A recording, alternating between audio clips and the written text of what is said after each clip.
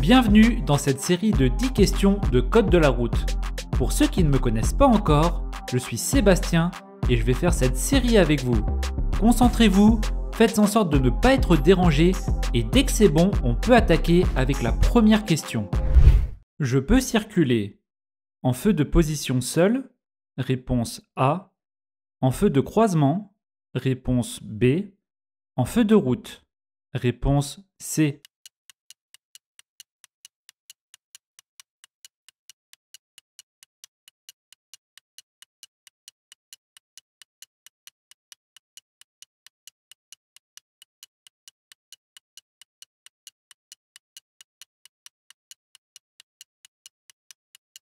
Ici, je circule de nuit en agglomération éclairée. Je peux rouler en feu de position seul ou en feu de croisement. Bonne réponse A et B. Question 2. Le régulateur de vitesse permet de diminuer la consommation en carburant. Oui, réponse A. Non, réponse B.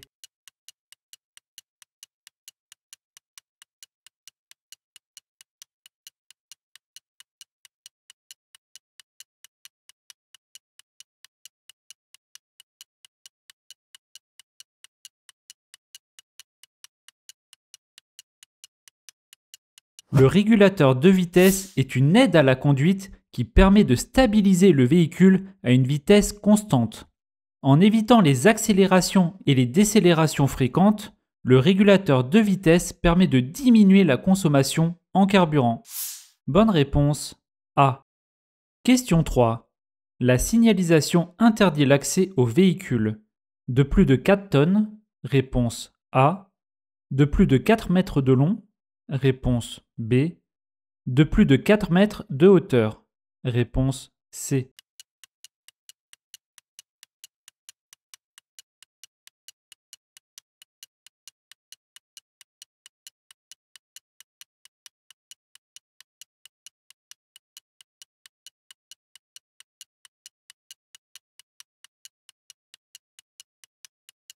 Le panneau de signalisation interdit l'accès à tous les véhicules de plus de 4 mètres de hauteur. Les deux petites flèches noires en haut et en bas du panneau permettent de nous indiquer que l'interdiction concerne la hauteur du véhicule.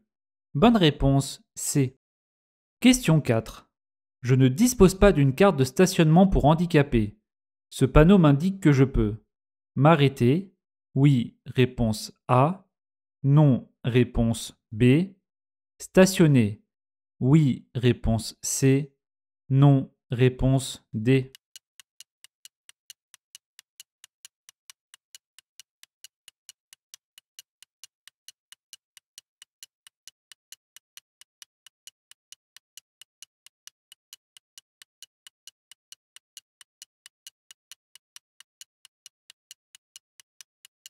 Ce panneau rond, barré de 2 traits rouges, m'indique que l'arrêt et le stationnement sont interdits. Il est super important de connaître ce panneau pour le code de la route. Le panonceau précise que cette interdiction ne concerne pas les personnes handicapées titulaires d'une carte de stationnement. Bonne réponse B et D. Est-ce que vous galérez avec les chiffres pour le code de la route? Pas de panique, j'ai un super truc pour vous. Cliquez sur le premier lien en description et téléchargez gratuitement notre fiche de révision spéciale Formule et chiffres. Vous n'avez qu'à entrer votre adresse email et hop, c'est dans votre boîte mail. Allez, foncez, c'est un cadeau et c'est un vrai banger pour vous aider à réussir le code. Allez, on reprend avec la question 5. En cas de panne ou d'accident sur autoroute, le gilet de haute visibilité est obligatoire. Oui, réponse A. Non, réponse B. La pose du triangle de présignalisation est obligatoire. Oui, réponse C. Non, réponse D.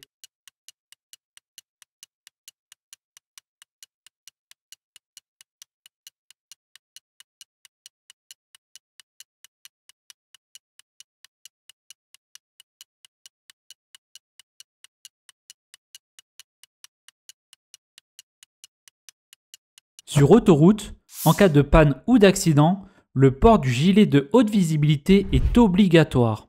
Par contre, Si la pose du triangle de présignalisation ne peut pas être effectuée en toute sécurité, il n'est pas obligatoire de le placer, ce qui est le cas sur autoroute à cause de la vitesse élevée des véhicules. Bonne réponse A et D. Question 6.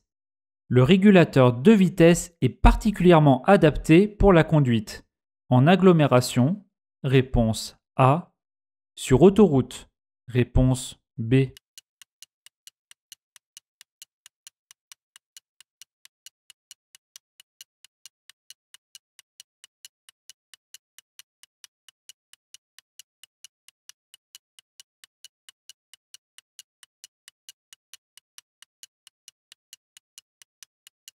Le régulateur de vitesse est particulièrement adapté sur autoroute lorsque la circulation est fluide, car l'on y roule globalement à une vitesse constante. Cependant, il n'est pas vraiment adapté pour la circulation en agglomération, les changements de vitesse y étant très fréquents. Bonne réponse B. Question 7. La circulation ralentit fortement devant moi et je suis le dernier véhicule de ma file. J'allume mes feux de détresse. Oui, réponse A. Non, réponse B.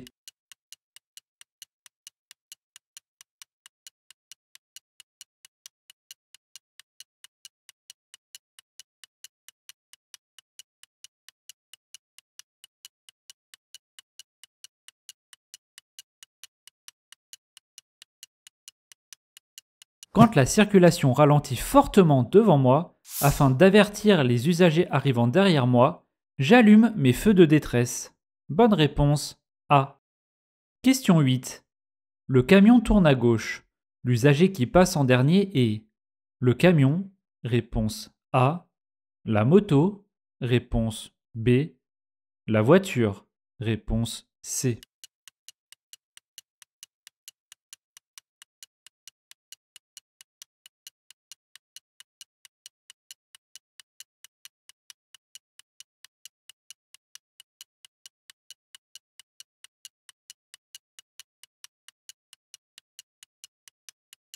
Dans cette situation, la voiture est située devant un céder le passage. Elle doit donc céder le passage à gauche et à droite. La voiture passera en dernière. Pour tourner, le camion va devoir couper la route à la moto. Il n'a donc pas la priorité sur elle. Ainsi, la moto passe en première, le camion peut ensuite tourner à gauche, et enfin, la voiture pourra passer. Bonne réponse C. Question 9. Le premier contrôle technique doit être effectué avant que votre véhicule fête son premier anniversaire, réponse A. Deuxième anniversaire, réponse B. Troisième anniversaire, réponse C. Quatrième anniversaire, réponse D.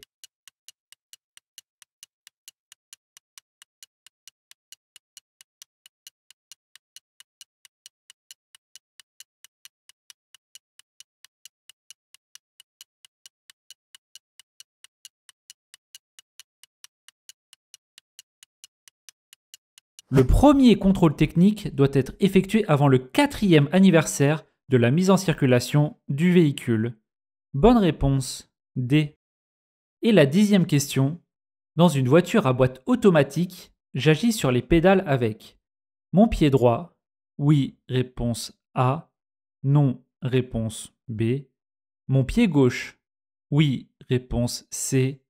Non, réponse D.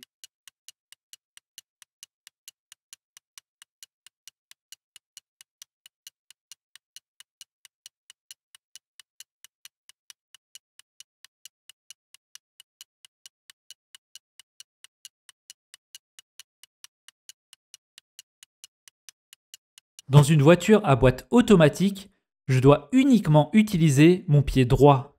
J'utilise ce pied à la fois pour le frein et pour l'accélérateur. Bonne réponse A et D. Merci d'avoir fait cette série de 10 questions avec moi. Pensez à mettre un like si vous avez aimé la vidéo et à vous abonner à la chaîne pour ne pas manquer les prochaines séries de questions. Je vous souhaite une bonne réussite pour votre code de la route et je vous dis à la prochaine. Bye!